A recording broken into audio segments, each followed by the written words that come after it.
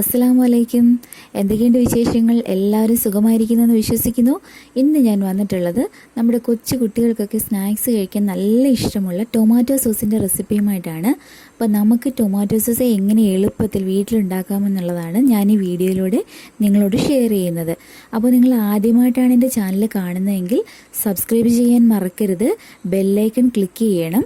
അപ്പോൾ നമുക്കിത് എങ്ങനെയാണ് ഉണ്ടാക്കുന്നതെന്ന് വീഡിയോയിലേക്ക് കിടക്കാം. ഇതിനായിട്ട് ഞാൻ എടുത്തിട്ടുള്ളത് ഏകദേശം 1.25 കിലോയോളം തക്കാളി വരും. പിന്നെ എടുത്തിട്ടുള്ളത് പഞ്ചസാര, മുളക് പൊടി, ഉപ്പ്, വിനേഗർ. ഞാൻ എടുത്തിട്ടുള്ളത് ഡബിൾ ഹോഴ്സിൻ്റെ വിനേഗറാണ്. ഇനി നമുക്ക് തക്കാളിക്ക് കട്ട് ചെയ്യാം.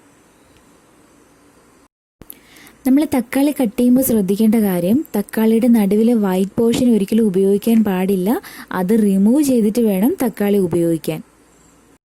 എല്ലാവരും എൻ്റെ ഇന്നത്തെ റെസിപ്പി ട്രൈ ചെയ്ത് നോക്കണം കേട്ടോ. നമ്മുടെ കുട്ടികൾക്കൊക്കെ നല്ല ഇഷ്ടമാകും, നമുക്ക് എളുപ്പത്തിൽ ഉണ്ടാക്കാനായിട്ട് പറ്റും. അപ്പോൾ ഞാനിത് ഇവിടെ നമ്മുടെ തക്കാളിക്ക് എല്ലാം കട്ട് ചെയ്തെടുത്തിട്ടുണ്ട്. തക്കാളി എല്ലാം ഞാൻ കട്ട് ചെയ്തെടുത്തിട്ടുണ്ട്. ഇനി നമുക്കിത് കുക്കറിലേക്കിട്ട് വേവിച്ചെടുക്കണം. വേവിക്കാനായിട്ട് ഞാനിതിലേക്ക് ഒരു 1/2 ഗ്ലാസ് വെള്ളം ഒഴിച്ചു കൊടുക്കുന്നുണ്ട്.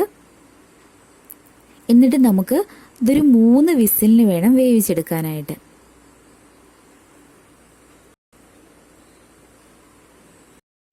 ഇനി നമുക്കിത് അടച്ചു വെച്ച് വേവിച്ചെടുക്കാം. തക്കാളി നന്നായിട്ട് വെന്ത് കിട്ടിയിട്ടുണ്ട്. ഇനി നമുക്കിത് മിക്സിയുടെ ജാറിലേക്കിട്ട് ഫൈനായിട്ട് അരച്ചെടുക്കണം. അരച്ചെടുത്ത തക്കാളി നമുക്കൊരു സ്ട്രെയിനർ വെച്ച് നന്നായിട്ട് അരിച്ചെടുക്കണം.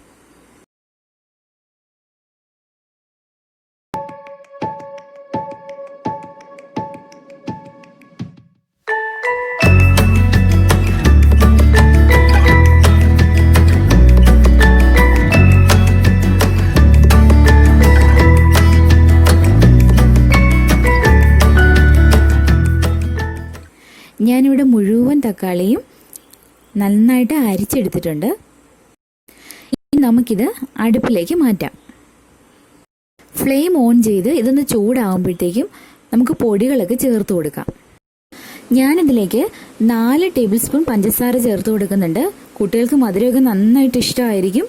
അപ്പോൾ നമുക്ക് മധുരം കൂടുതൽ വേണ്ടവർക്ക് കൂടുതൽ ചേർത്ത് കൊടുക്കാം. ഞാനിപ്പോൾ ഇത്രേ ചേർക്കുന്നുള്ളൂ. ഇനി ഞാൻ ചേർക്കുന്നത് കാശ്മീരി മുളക് പൊടിയാണ്. അതൊരു 1/2 ടേബിൾ സ്പൂണാണ് ചേർത്ത് കൊടുക്കുന്നത്. എരിവ് കുറവാണ് മുളക് പൊടിക്ക്. പിന്നെ നമ്മുടെ സോസിന് നല്ലൊരു കളറ് കിട്ടും. പിന്നെ ഒരല്പം ഉപ്പ് ചേർത്ത് കൊടുക്കാം. പിന്നെ നമുക്ക് പുളിക്ക് ആവശ്യമായിട്ടുള്ള വിനെഗറും കൂടി ചേർത്ത് കൊടുക്കാം.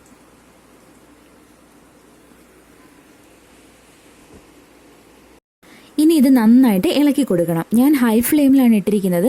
ഇത് വറ്റി വരുമ്പോഴേക്കും നമുക്കിത് ലോ ഫ്ലെയിമിലാക്കണം. നമ്മുടെ തക്കാളി സോസ് ഇവിടെ റെഡി ആയി കഴിഞ്ഞു. ഇനി നമുക്കിത് തണുത്തതിന് ശേഷം ചില്ലുകുപ്പിയിലൊഴിച്ച് ഫ്രിഡ്ജിൽ സൂക്ഷിക്കാം. അപ്പോൾ ഇന്നത്തെ എൻ്റെ റെസിപ്പി എല്ലാവർക്കും ഇഷ്ടമായി എന്ന് വിചാരിക്കുന്നു. ഇഷ്ടമായെങ്കിൽ ലൈക്ക് ചെയ്യണം, ഷെയർ ചെയ്യണം, സബ്സ്ക്രൈബ് ചെയ്യാൻ മറക്കരുതേ.